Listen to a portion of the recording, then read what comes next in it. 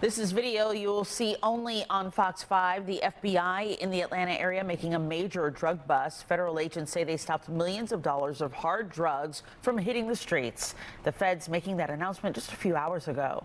Fox 5's Tyler Fingert is live at the FBI Atlanta headquarters with the story in DeKalb County and the exclusive video from a neighbor. Tyler. Just before dawn, the quiet streets of South Fulton held their breath. Floodlights cut through the mist. Armored vehicles rolled into position.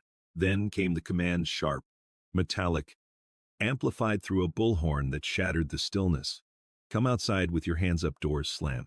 Boots struck pavement, and a dozen agents in tactical gear moved in formation down Wolftail Court. From behind drawn curtains, a neighbor's security camera captured the moment federal agents breached a front door. Weapons drawn, voices layered in controlled urgency. Within seconds, the silence of suburbia gave way to the precision chaos of a federal raid. By 6 a.m., the house was surrounded. Agents from the FBI, Homeland Security Investigations, and ICE's Homeland Criminal Division converged in what officials would later call one of the largest fentanyl operations in Georgia's history. "This is a search warrant. We have you surrounded," the lead agent shouted, voice echoing through the cul-de-sac. The response came in hesitant movements, a man stepping into the doorway, then slowly raising his hands as agents closed in. His name was Bartholomew Keaton Harrelson, a convicted felon and the alleged architect of a drug network that stretched across metro Atlanta. For his neighbor, Candace Barnett, the sight was something out of a film. "You see this on TV. You never expect it to happen in front of your house," she told reporters later, her voice still uneasy. Her home surveillance system caught everything: the flashlights, the formation, the armored agents calling commands. "When I saw it originally, that's something you can't unsee." But what investigators found behind Harrelson's door would ripple far beyond that quiet street. 3 simultaneous raids unfolded that morning: South Fulton, Douglas County, and a third site inside the city of Atlanta, each location tied back to Harrelson, each one stocked with evidence of a high-level narcotics network built for volume, precision, and speed. By the time the searches ended, the task force had seized over 550 pounds of illegal drugs and more than 24 firearms, including one modified machine gun. In the fluorescent light of the FBI's evidence room, agents began unpacking the results. Row after row of sealed evidence bags, pills, powders, presses. They counted roughly 750,000 counterfeit pills. Tests confirmed the presence of fentanyl, cocaine, and methamphetamine, a toxic mix potent enough to fuel the region's drug trade for months. Among the most alarming finds was 56 kilograms of pure fentanyl. According to the lead investigator, that's enough to kill every person in Georgia at least 4 times. On the table beside the narcotics lay other fragments of a criminal economy: $150, 0 inches cash, several high-value jewelry pieces, and the industrial pill presses used to shape counterfeit tablets. To investigators, those presses were the signature of a modernized operation, a small domestic imprint of the global cartel system feeding the U.S. synthetic drug market. "This type and quantity of drugs doesn't get manufactured here," one agent explained. "He was being supplied by the cartels." The scene painted a portrait of a trafficker who knew the risk and studied the system designed to catch him. Among the evidence was one last detail, almost absurd in its irony. On a cluttered table in Harrelson's living room, agents found a paperback titled "How to Avoid Federal Drug, Conspiracy, and Firearms Charges." In federal briefings that followed, officials outlined the scale of the seizure, the estimated street value over $9 million, the range of substances: fentanyl, cocaine, methamphetamine, all in pill and powder form.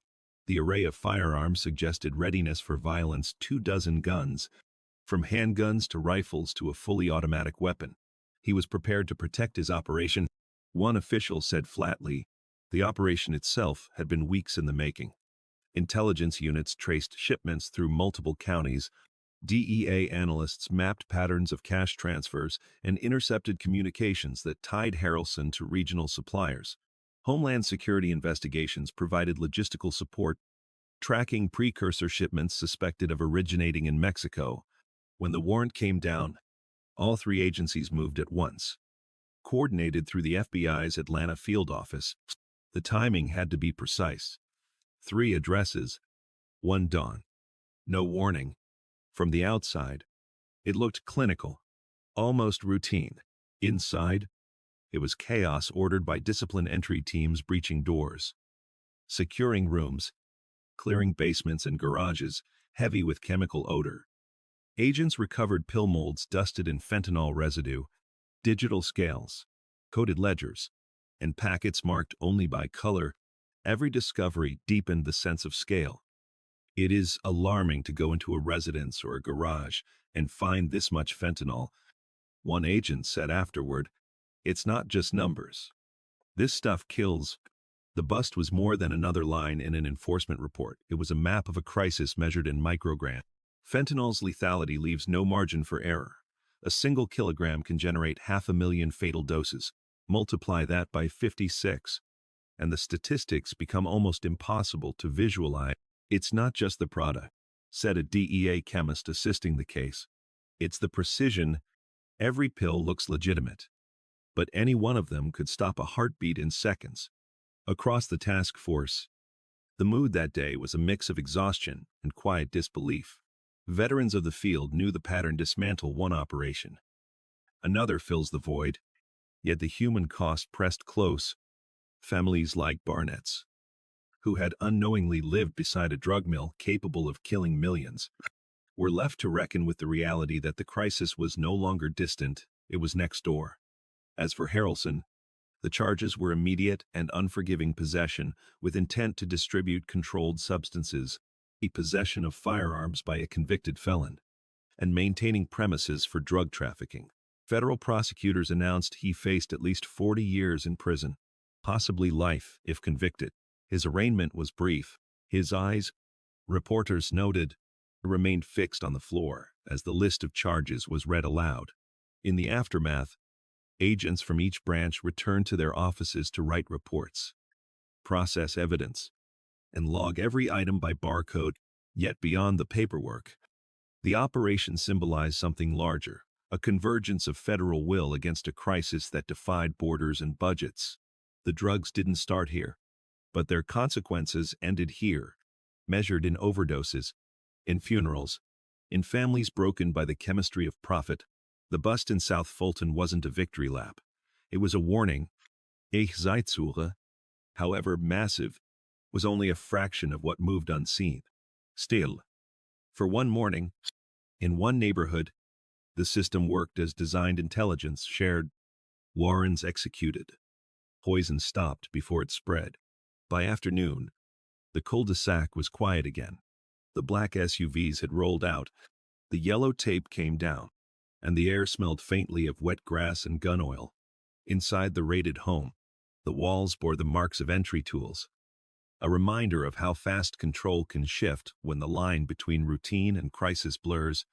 Agents declined to speculate on what led Harrelson to that point.